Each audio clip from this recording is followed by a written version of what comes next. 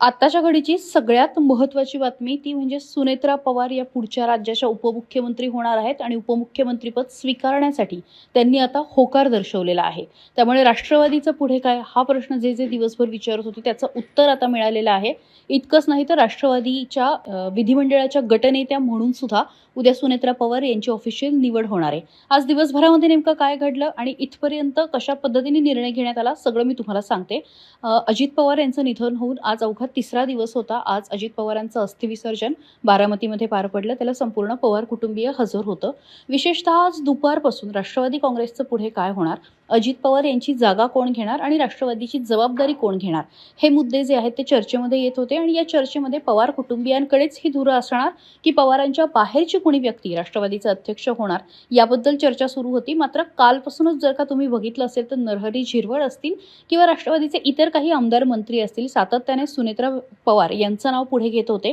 सुनेत्रा पवार यांनाच उपमुख्यमंत्री करावं अशी सुद्धा एक मागणी होत होती. आणि त्याच पार्श्वभूमीवर मुख्यमंत्री देवेंद्र फडणवीस यांना राष्ट्रवादीचे काही महत्त्वाचे नेते जाऊन भेटले, ज्यामध्ये सुनील तटकरेंचा समावेश आहे, प्रफुल्ल पटेल आहेत, यासोबतच छगन भुजबळ आहेत आणि धनंजय मुंडे. या चौघांची फडणवीसांसोबत विस्तृतपणे बातचीत झाली आणि यामधनं असं ठरलं की उद्याच राष्ट्रवादीची बैठक बोलावण्यात येणार आहे. आज खरं तर राज्यामधला 3 दिवसाचा जो दुखवटा जाहीर करण्यात आला होता त्याचा शेवटचा दिवस होता.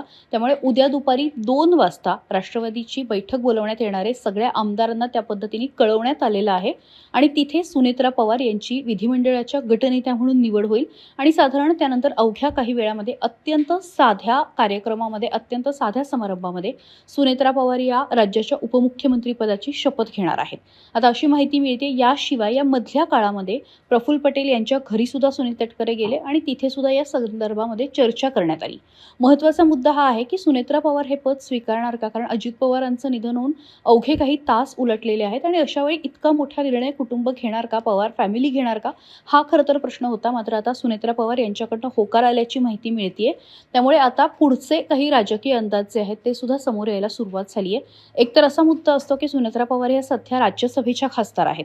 जर तुम्ही खासदार असाल तर तुम्हाला थेट उपमुख्यमंत्री होता येतं, मात्र तुम्हाला 6 महिन्यामध्ये विधान परिषद किंवा विधानसभा यापैकी एक सदस्यत्व लागतं.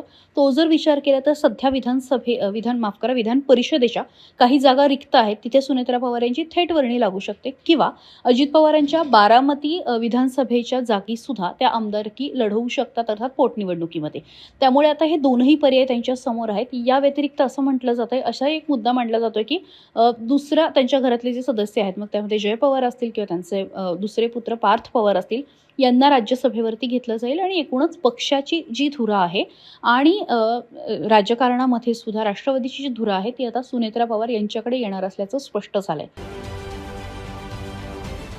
महाराष्ट्रातील सर्व बातम्यांचे विश्वासार्ह व्यासपीठ, सकाळच्या सर्व सोशल मीडिया प्लॅटफॉर्मला लाईक, फॉलो आणि सबस्क्राईब करा. तसंच सर्व नोटिफिकेशनसाठी बेल आयकॉन प्रेस करायला विसरू नका.